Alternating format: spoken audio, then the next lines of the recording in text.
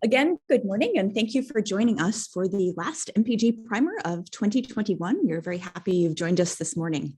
We're also very happy to have our speaker, Gurman Kaur, with us this morning. Gurman is a senior research fellow at the University of Oxford in the UK, and is also affiliated with the Gurman Cell Observatory here at Broad. She has spent the last few years setting up a project on fetal growth restriction, where she has built a novel model to study genetic predisposition for developing fetal growth restriction in pregnancy, and then used it to study mechanisms of disease. She's currently looking to set herself up as a principal investigator in this field. She is an immunologist by training, and in her research career has also been at both the University of Cambridge and Imperial College London. She will be talking to us today about her recent work on fetal growth restriction. And Gurman is also joined this morning by Caroline Porter, also a scientist in the Gurman Cell Observatory, who is working in particular on the computational aspects of this project in collaboration with Gurman. And both Caroline and Gurman have kindly agreed to answer questions as they arise. So please post those, and we will be sure to interrupt during the talk or after, as you prefer, and voice those questions for the speakers to address. Thanks again for joining us today, and please get started when you like, Gurman. Thank you. Right. Thanks, Dan, for the introduction. That's very helpful, and also thank you very much for the kind invite. I'm very excited to share our work today with all of you, which has been many years in the making. So I'm glad we have the opportunity to present this today. I'm also glad that Caroline, who is my collaborator on this study, and we've worked really closely on this project. And this project is really a testament to what collaborative research can achieve. So I'm glad Caroline is here as well with us today. So as Diane introduced, I'd be talking about our project on fetal growth restriction, of how different immune genes, specifically immune genes from the parents and the baby, can come together and mediate genetic risk of developing fetal growth restriction, and also what it means for the mechanism of disease. So I'll start off by giving an introduction of the disease, and then what are the knowledge gaps, and then slowly get into the genetic aspects and the model per se. So fetal growth restriction is when the fetus doesn't achieve the growth it's supposed to. So you have pathologically reduced fetal growth in a pregnancy. It's actually a major problem, because up to 10% of pregnancies worldwide are affected by fetal growth restriction. Not only are the babies born small, not only are they born early, but in fact, this disease is the largest contributor to both perinatal morbidity and mortality, but also it predisposes the baby as well as the mother to develop diseases later in life, and these include heart disease, hypertension, type 2 diabetes, and stroke. So the clinical burden associated with the disease is massive, and of course, if you think about 10% of pregnancies being affected, that's a really huge number compared to several other diseases that we normally get to see in this space. The other thing is that FGR, as I'm going to call it now for the rest of the talk, which is going to mean fetal growth restriction, occurs either alone or it can occur alongside another disease in pregnancy, which is preeclampsia. Now, preeclampsia is another serious systemic disease in pregnancy, also the largest contributor to maternal mortality and morbidity in a pregnant situation. So really major clinical disease burden associated with these diseases. Now, if you look at what's happening in the clinical space, there is really no cure for FGR. And even their ability to detect FGR is very poor. We don't have clinical biomarkers set up in the clinics to allow us to detect FGR in pregnancy, definitely not early enough. And the reasons for that is because the disease mechanisms are really poorly understood, and we really don't have prevention or treatment strategies at all at the moment. And the part of it is related to we don't understand the disease really well. And a part of it is because we really don't have the ability to access tissue that's important in pregnancy at critical early points in gestation. It's just not feasible. We won't be able to access, placenta samples at an early gestational time point. So there's really not only an unmet need to study the disease and to understand it better, but in fact, an unmet need to have a model that will allow us to do so. if you look at what's important for this disease and what do we know, not a lot, not a great deal, but what we know is this. So the risk factors for FGR are fetal, maternal, and placental. What is thought is that the pathogenesis of the disease lies in early placentation, which is basically the time when the definitive placenta is forming. So that's when it's thought that the disease takes place, even though it's not manifesting until much later in pregnancy.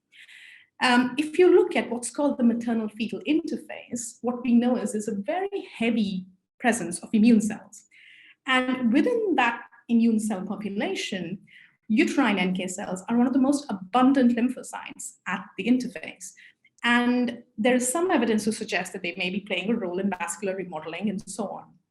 But even more, what we do know is that we have some evidence from genetic association studies which are suggesting that certain receptors on the surface of these NK cells, alongside the ligands that these cells bind, so HLA ligands, this combination potentially plays a role in controlling placentation. So this is kind of the loose information we have. I'll take it a little bit further from here. So if you look at uterine NK cells, or perhaps this is true for other NK cells across the body as well, but UNKs, as we call them, they'll express a combination of these KIR receptors. They are basically called killer immunoglobulin like receptors. And they can be either inhibitory or activating in flavor. They are very polymorphic genes. So what it means is that, when we have genetic association studies, we really can't really go very further, also because these genes are inherited on complex haplotypes. Now, these KIRs are bound by ligands, which are the HLA-C ligands largely, or HLA molecules, largely HLA-C. And this binding has the ability to modulate function of NK cells. So for instance, if this is an NK cell and it expresses an inhibitory receptor, which is bound by its MHC ligand, that interaction is going to be a negative dampening signal to the NK cell. Whereas if it's bound by an activating receptor on the surface of the NK cell is bound by its ligand, that's going to be sort of a positive or an activating signal to the function of the NK cell. So it's going to, whatever its function would be at the site, whether it's production of cytokines or killing or whatever, it's going to be a positive activating signal. What's interesting is, so I told you about KIRs, that they are extremely polymorphic. We know that the HLA molecules are also polymorphic, but in fact, what's interesting is that if you look at the fetus or the baby's trophoblast cells, which are the cells which are present at the maternal-fetal interface, the only HLA molecule that's expressed on the cell surface is the HLA-C. So we have no HLA-A and we have no HLA-B in the mix. So what all of this story is pointing towards is that clearly KIRs are important. Clearly HLA-C is important, because otherwise, you wouldn't have the need for so many NK cells to be present at the interface. And the fact that what we know is that there's actually direct contact between UNK cells and the trophoblast cells at the interface during the time when the placenta is developing, which is potentially making this KIR HLA-C interaction really important in placentation and possibly in diseases of pregnancy as well.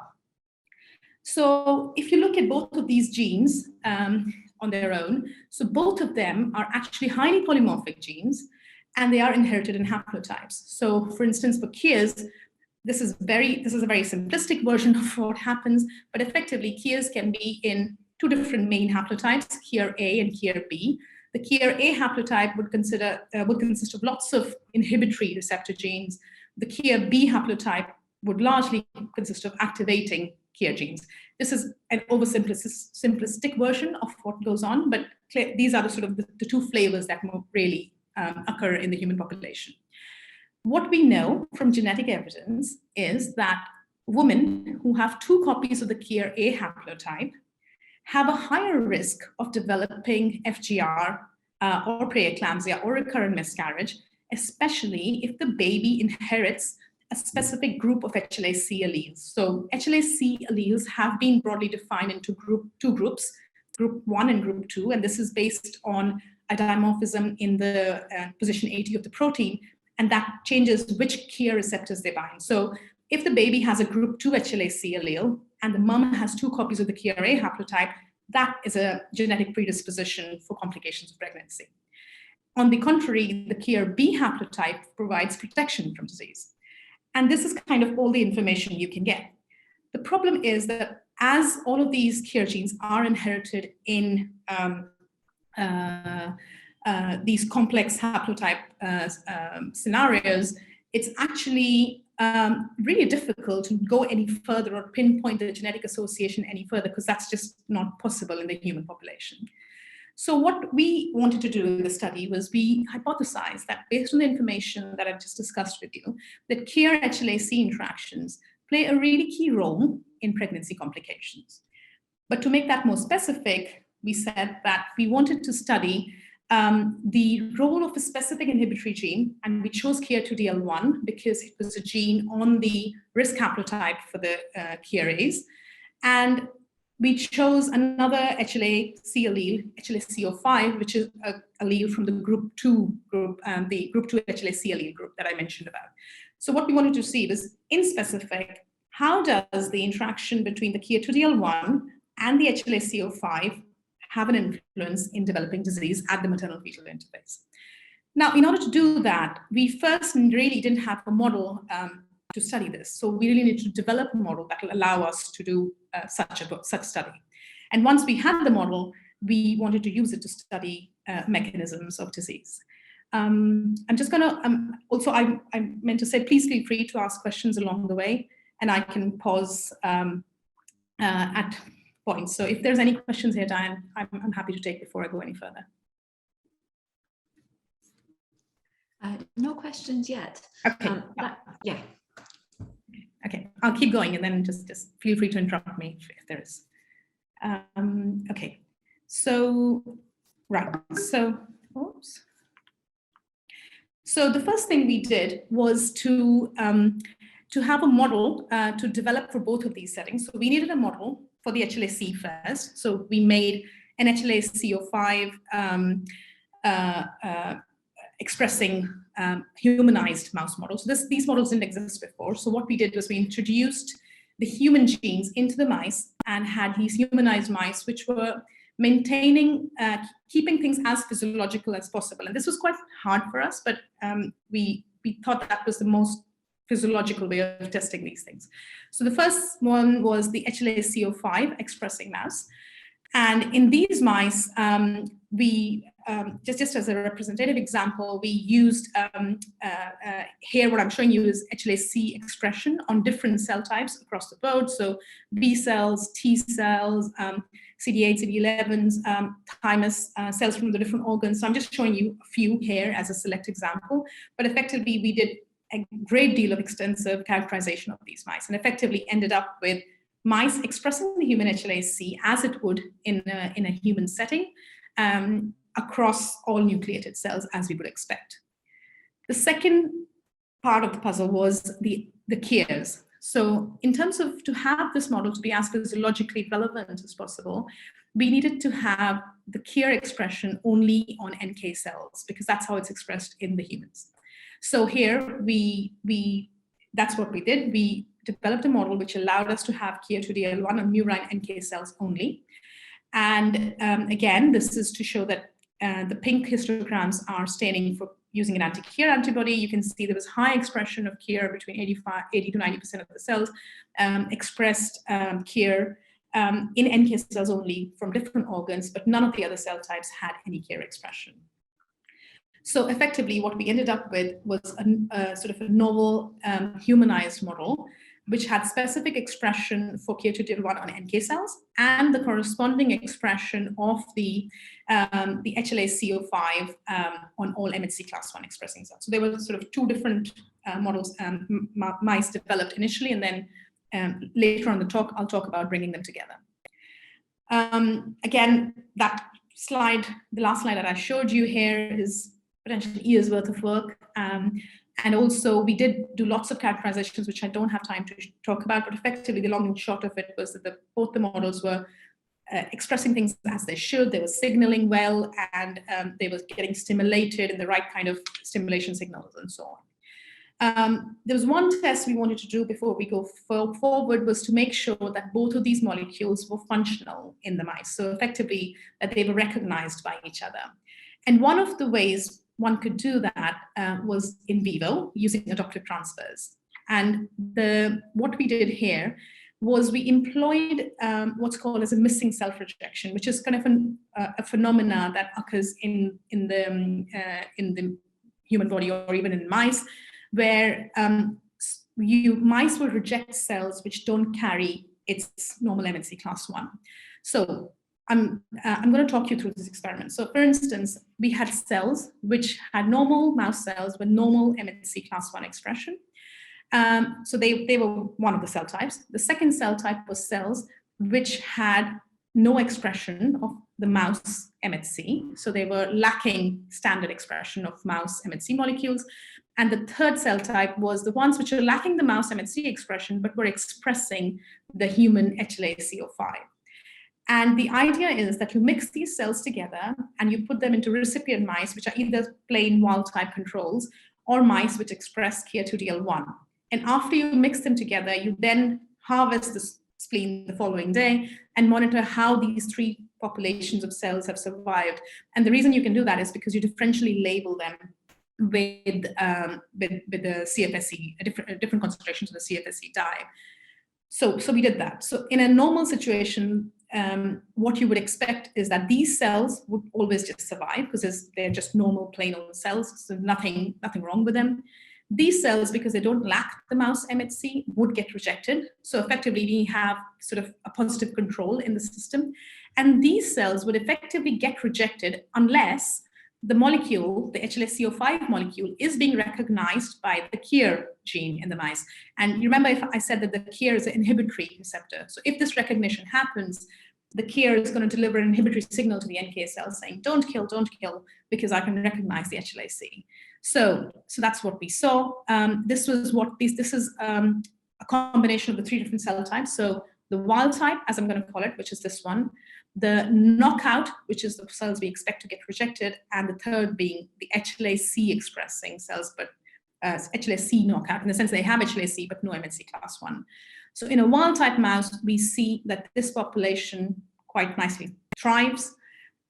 This population gets rejected as expected, and this population, which is the HLA-C expressing cells, also gets rejected because it's a wild type, it has no KIR.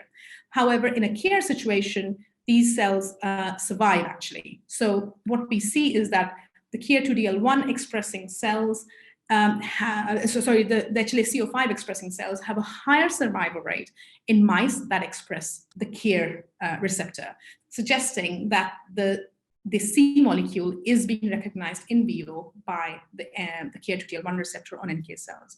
And this interaction had the ability to modify the effector function of NK cells. So this was a real big tick in our system, because this not only proved that the signaling was working, but actually proved that these molecules were in vivo recognizing each other, and this interaction was kind of overriding the mouse sort of MHC system, in the sense that it could actually modify the effector function of NK cells.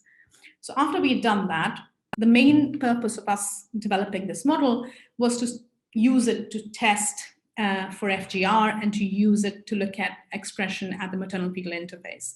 So that's what we did. So up until now, I've shown you the individual mice, so the C and the KIR individual mice, but now I'll be talking about matings, because once we get to the maternal-fetal interface, we're really looking at crosses between two mice.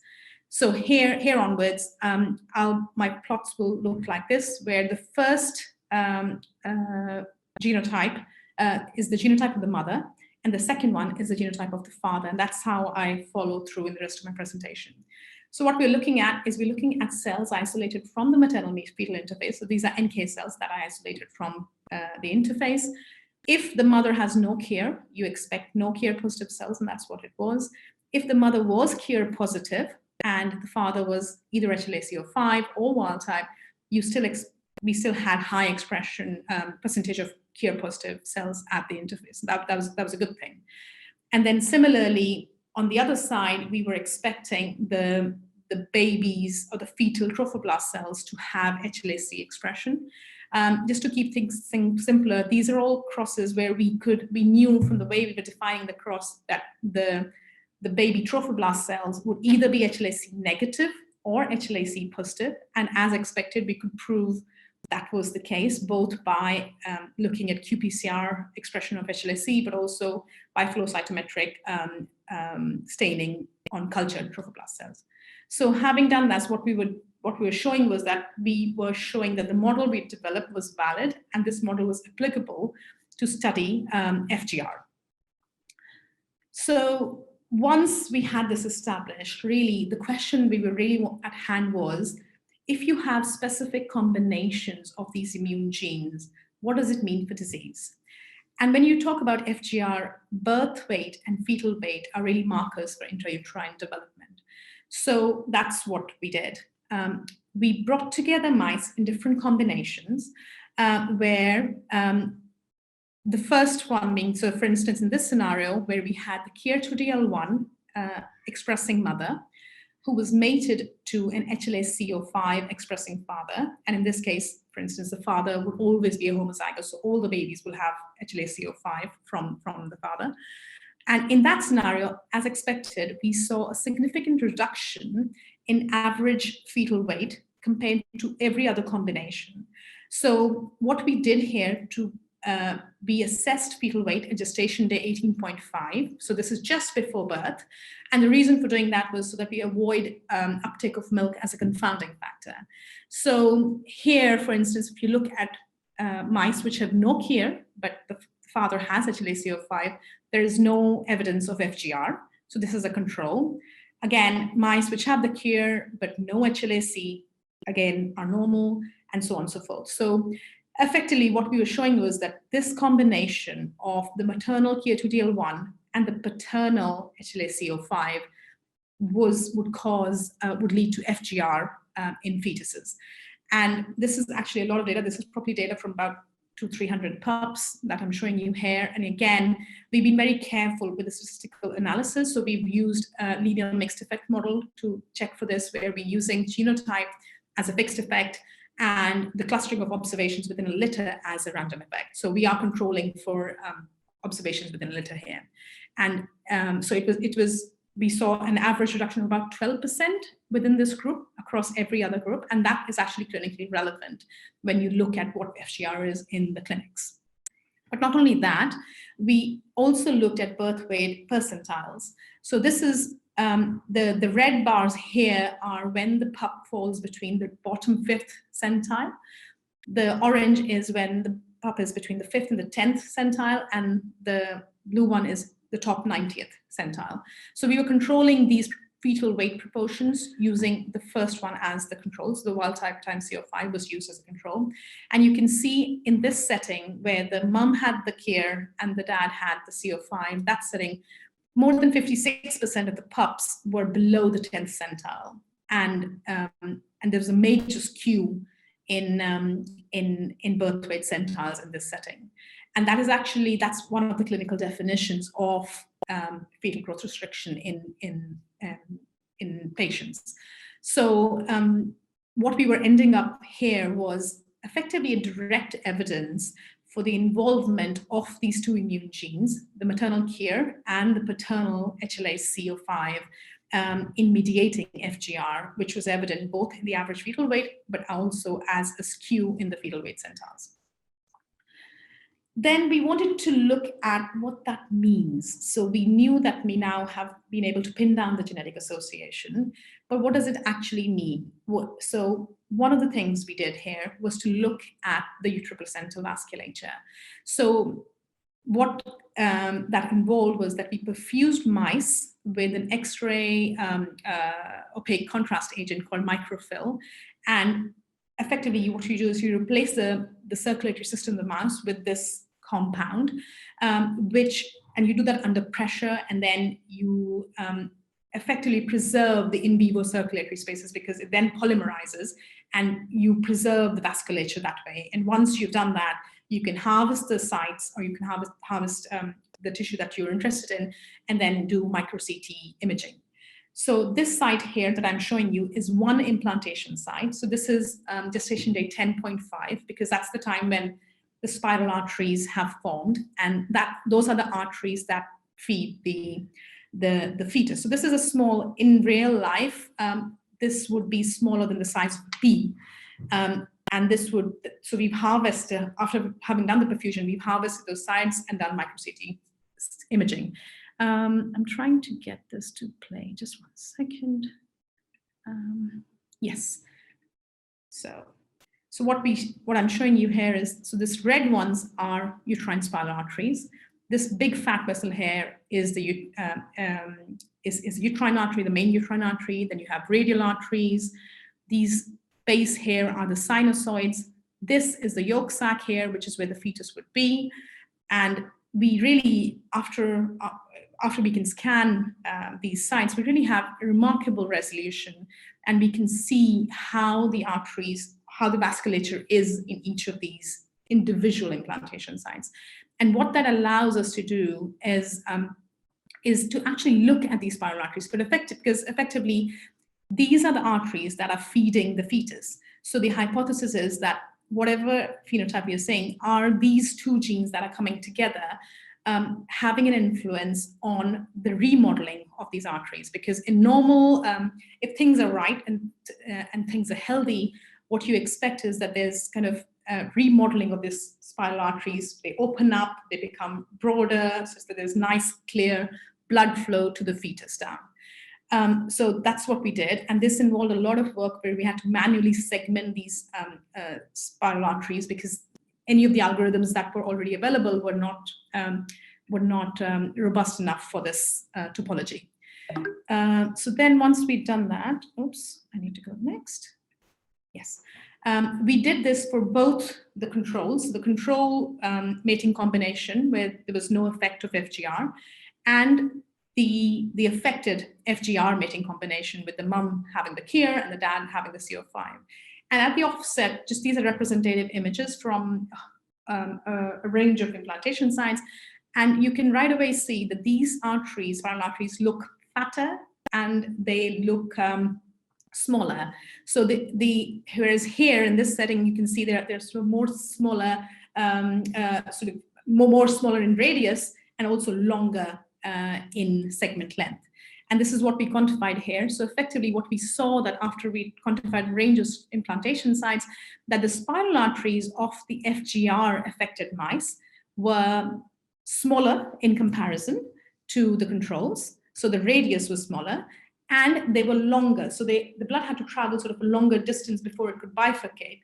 And effectively what it meant was that this was all adding to increased resistance to blood flow in the FGR mating. So there was a reduction in the diameter of the spiral arteries and an increase in the what we call as the arterial segment length.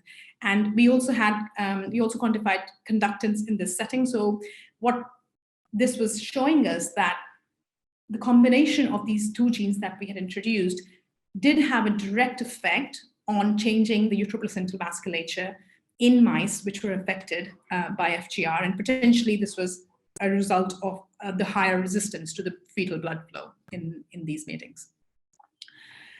The other thing that we wanted to do here was, because I mentioned in my introduction, was to make sure that were we looking at FGR or were we also looking at signs of preeclampsia? So we did that. We tested for that, where we looked for changes for blood in blood pressure through the course of gestation in both the control mice and the FGR mice, and also look for protein in the urine, which are two classical signs for preeclampsia in the human patients. And the long story short was we did not see any signs of hypertension or proteinuria, or we did not see any plasma markers which have been associated with preeclampsia in these mice. So effectively what we were seeing was it was FGR without the manifestations of a systemic disease.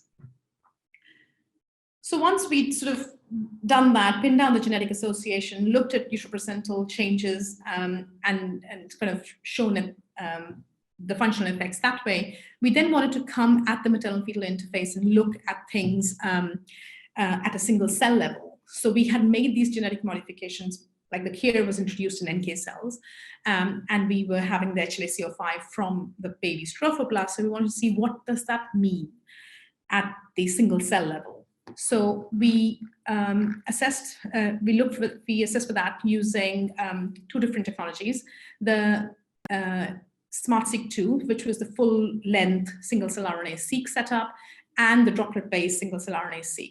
And for both of these settings, we sorted NK cells. And for the plate-based full-length single-cell RNA-seq assays, we further divided the NK cells into what's called as conventional NK cells and tissue-resident NK cells based on some cell surface markers, which the literature suggests are appropriate for each cell subset.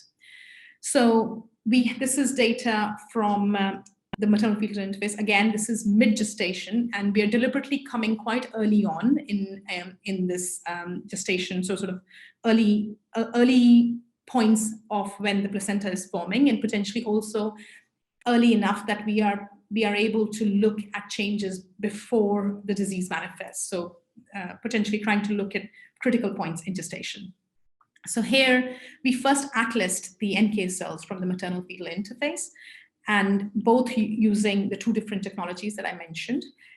You could see here, let me get my pointer up. The cells were, the conventional NK cells and the tissue-resident NK cells quite distinctly separated on the UMAP. And we use the signatures from these onto the droplet-based data, because in the droplet-based data, we didn't subdivide them into CNKs or TRNKs. We just had total NK cells. And looking at the concordances between both the data sets, we found that there were 7 distinct subsets of NK cells that were concordant between both data sets. And that was effectively highlighting both the diversity and the heterogeneity of the NK cells that were present at the maternal-fetal interface. And in this case, for most of our single-cell work, we are including cells from the control population, so the control mating group, the FGR mating group, and there's a third control as well, which we've gotten. So we've got basically 2 different controls and the FGR mating group included in all of these UMAPs. So after having atlased the cells, we were then looking at each of these subsets carefully. So for instance, we could see there were clear differences in markers that are expressed by CNKs and TRNKs. For instance, the CNK cells had higher expression of markers like CCL5 and selectin, had a different granzyme production, whereas the TRNKs had expressed markers which were involved in cell-cell matrix interactions, different kinds of granzymes, really distinct transcription expression between the 2 cell types. Also looking at the cell subsets. So we are here focusing on the full-length single-cell RNA-seq datasets just because they provide deeper coverage on a per-cell basis. So you can see some of the cell subsets that we could capture here. So you have the CNK cell subset having expression of these sort of migration markers and so on.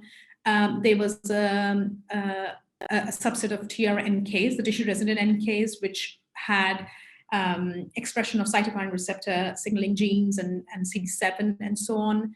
We had a subset of proliferating TRNKs. We had a subset of cells which are mixed between CNK, TRNK, and another TRNK population which had expression of these really interesting granzyme genes. So not the usual granzyme A and B, but in fact D, E, G, F, that kind of setup. And then we had another subset of CNKs which had expression of these NF-kappa B inhibitors. So really covering a diversity in sort of cell subset expression and showcasing perhaps the different roles that these cells were playing at the maternal-fetal interface. What we did then was we also, once we got the different subsets, we wanted to see what's different about them in FGR. And one thing I have a question that came up, if you don't mind if I interrupt. Yeah, of course.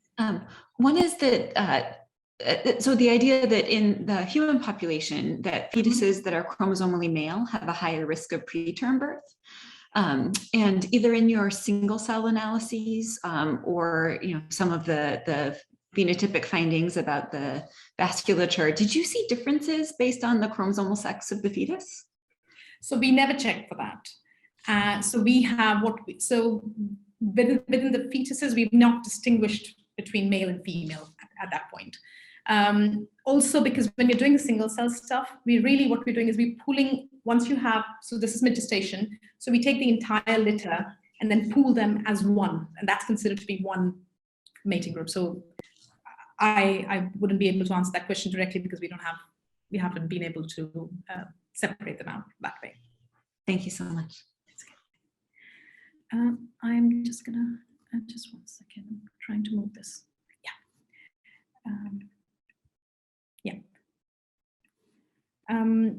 So yes, so here, so we'd got the different subsets established. Then we wanted to see what is different about them transcriptionally within the different genotypes and within specifically the FGR matings.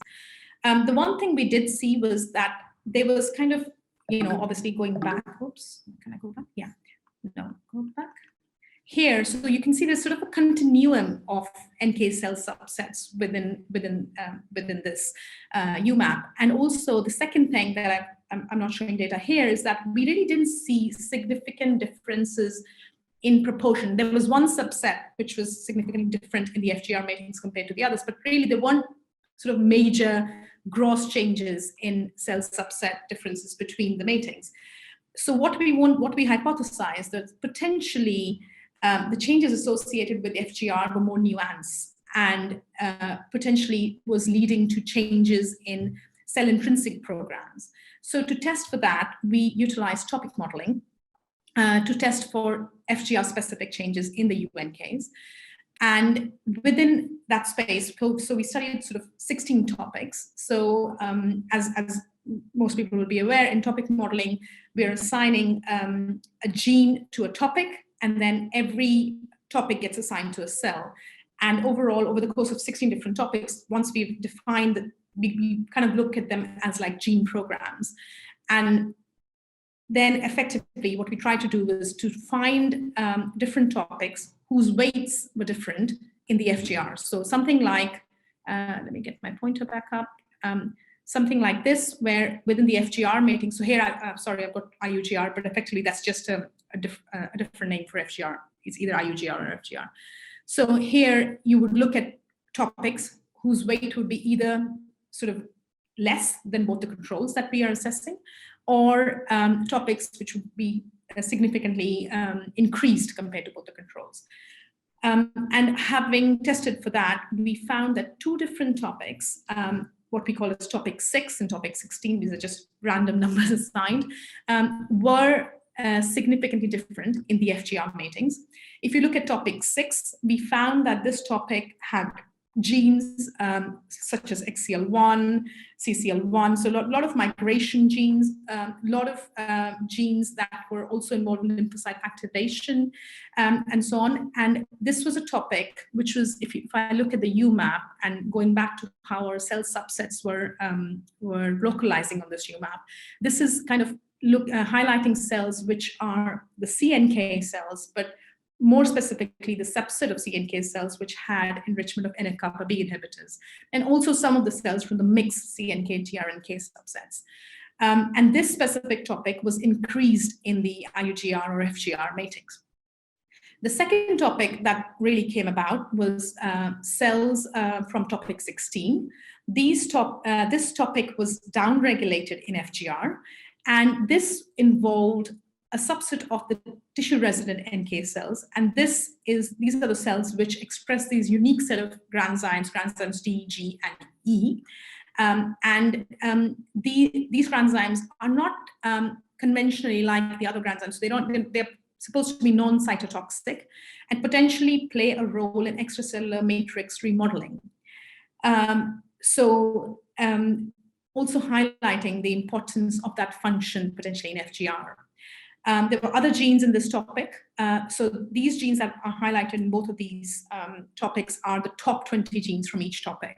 So based on these, we define what this gene program really entails. So for topic 6, it was lymphocyte activation is what we come up with.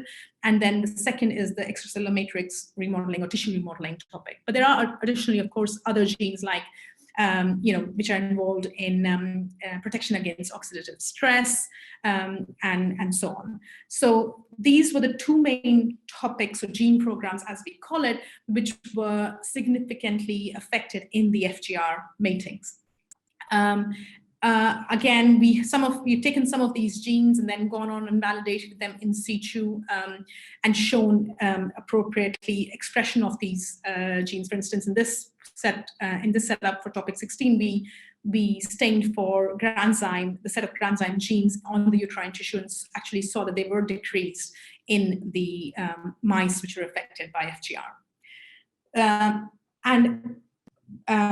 What these data were effectively showing us that we had at the maternal-fetal interface a range of UNK cell subsets, which we initially obviously had modified with the KIR-HLA-C combination. There was a heterogeneity in what these cell subsets do, what their function is at the interface. But then if you look at FGR, there is a change in gene programs which are involved in sort of perhaps lymphocyte activation, and also a decrease in gene programs which are playing a role in extracellular matrix and tissue remodeling in the specific UNK subsets in the FGR. And that was quite interesting to see, specifically with, some of these genes are not actually known before. So once we'd done that, we then wanted to sort of spread out and see, okay, this is what the NKs are doing.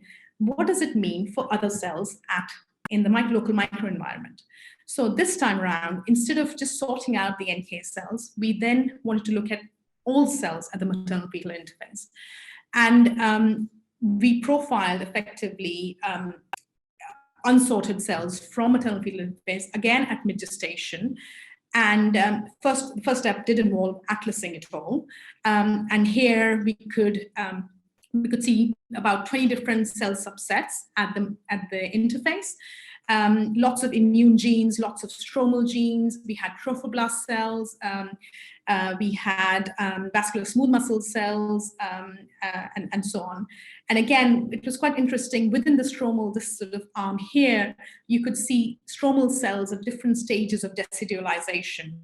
And decidualization is a process where the uterine endometrium is kind of preparing for the embryo, for the pregnancy, per se.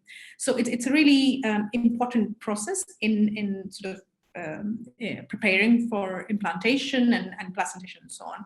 And we could actually, it was quite cool that we could capture the stromal cells at different stages of that process.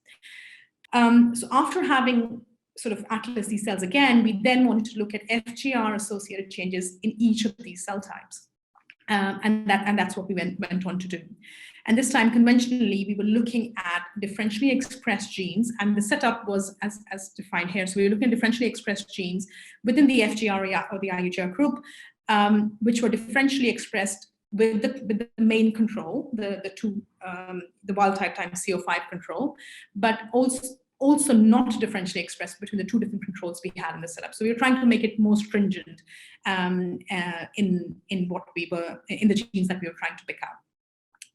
And what was interesting to see was that even though the initial change that we introduced was specific to the NK cells or specific to the trophoblast cells, we actually saw a range of transcriptional changes across the board in several cell types at the maternal-fetal interface. So these are the fold changes in the different cell types. So the cell types of interest are mentioned here. And between the FGR and the control groups. And we could see we had changes where there were changes which are shared across cell types, like ANXA2. But there were also scenarios where there were cell subset specific changes. So we had changes in genes involved in inflammatory response, in stress response, in angiogenesis, in decidualization, and remodeling, and so on. So it was quite interesting to see that actually the initial change that we had introduced with the maternal KH2DL1 and paternal CO5 had profound effects on not just NKs, but in fact, a myriad of cell types and pathways. And it was quite interesting to see that some of these genes that we went on to highlight, some of them had been reported in perhaps preeclampsia settings and so on, but quite a lot of them had not been reported previously. And the fact that we are coming quite early on in gestation here, so it's unlikely that these changes are a result of the phenotype that is yet to follow. So there is a strong evidence to believe that these changes are likely to be causative as opposed to a consequence of the disease. So once we had looked at these different cell types and then looked at pathways and functions that were affected in a whole range of cell types, we wanted to also look at cell-cell interactions. So at the maternal-fetal interface, we utilized, we looked at putative cell-cell interactions between different cell subset pairs, and we utilized cell phone DB to do that. So here, again, so this is the cellular interaction between the cell types in a sort of control wild type setting. And then this is how the scheme looks for mice which have FGR.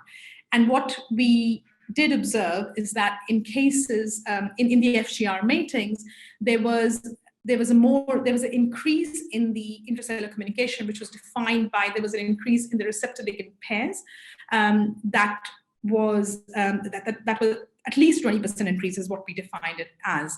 So there was more increase than there was decrease. So effectively, what we hypothesized or concluded was potentially there was a overall increase in the predicted intracellular communication in the maternal-fetal interface in FGR. And potentially this is what was leading to the transcriptional changes that we have observed in this setup. And really, overall, this was setting the scene in the sense that, one, we are potentially looking at genes and pathways and functions which were more causative in disease.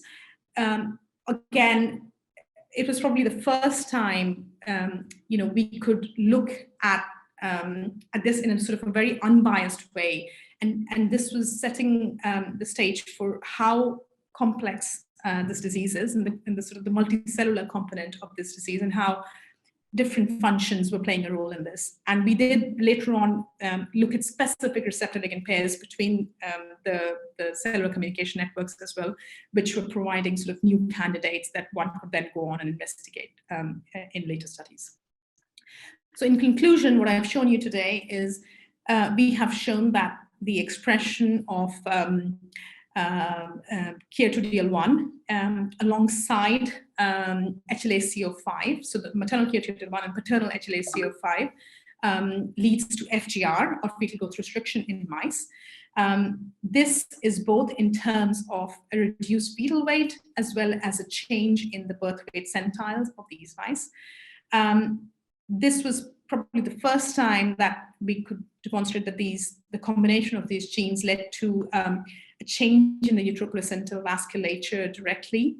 Again, then we went on to look at that on a single cell level and atlas the different NK cell subsets which are present, and also look at transcriptional changes mediated in these UNK cells in the FGR matings, and also look at cells broadly across the board for sort of unsorted cells or other immune cells or stromal cells and so on, and what changes they had in FGR, and then narrow both the transcriptional changes down and also highlight the cellular communication in all of them.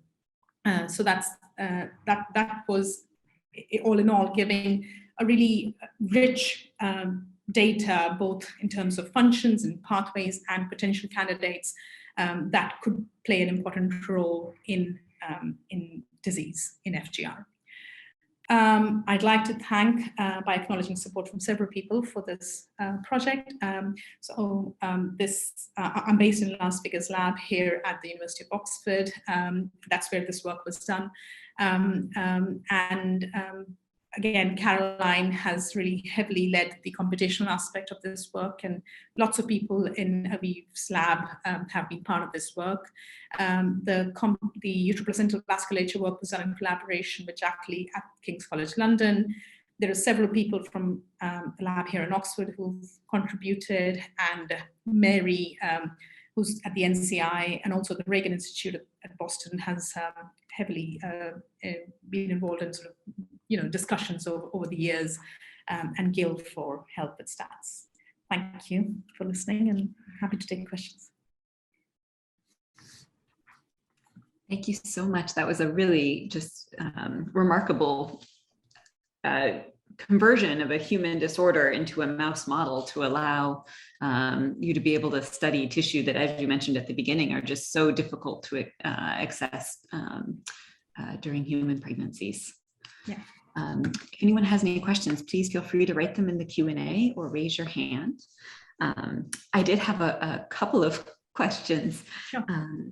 One is, I found it so interesting that you didn't see any signs of preeclampsia or hypertensive disorders in your mouse model, and was wondering your thoughts on how you could use this model then to look at the multiple overlapping risk factors for fetal growth restriction, and whether you had any plans to do that. Yes. So the honest answer is we were initially disappointed when we didn't see signs of preeclampsia, but I think it's important to remember that actually preeclampsia is a disease of the human species.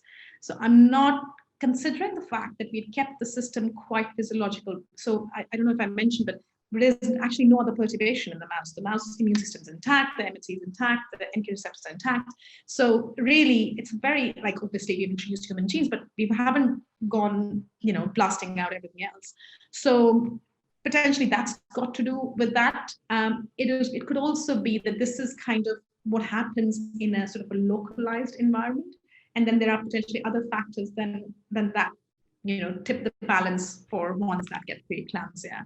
I think that is unclear. It's something that I do want to investigate going further, but from this model we weren't able to get to that. It's quite possible that kind of there's a true two-layer approach going on. Yeah. And then, Caroline, from your perspective, what are it's such a rich data set that, again, it's just not kind of possible to do in kind of that granular of a time course in humans.